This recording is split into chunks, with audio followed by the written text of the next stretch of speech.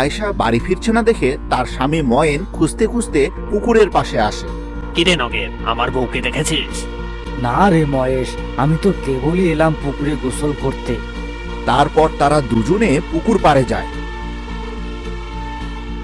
নগেন পানিতে নামে গোসল করতে, আর দানব মাছটা সেটা টের পেয়ে যায়। দ্রুত বেগে সে নগেনের দিকে আসতে থাকে। ওদিকে ময়েন পুকুর পাড়ে তার বউয়ের থালা বাসন পড়ে থাকতে দেখে। এখানে দেখছি আমাদের থালা বাসন, কিন্তু বউ গেল কই? এ কথা বলতে না বলতেই মাছ সেখানে চলে আসে আর এক গাছে নগেনের অর্ধেক খেয়ে ফেলে। এই হিংস্র দৃশ্য দেখে ময়েন সেখান থেকে দৌড়ে পালায়। সে গ্রামে ফিরে গিয়ে সবাইকে ভয়ঙ্কর এই ঘটনার কথা জানায়। কারোরই আর বুঝতে বাকি থাকে না যে সকাল থেকে যে মানুষগুলো হারিয়ে যাচ্ছে তারা কিভাবে হারিয়ে গেল।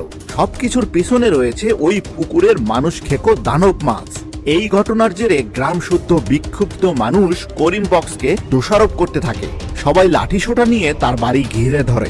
বন্ধুরা, পরের পার্ট দেখতে হলে ভিডিওটিতে লাইক করে চ্যানেলটি সাবস্ক্রাইব করে দাও।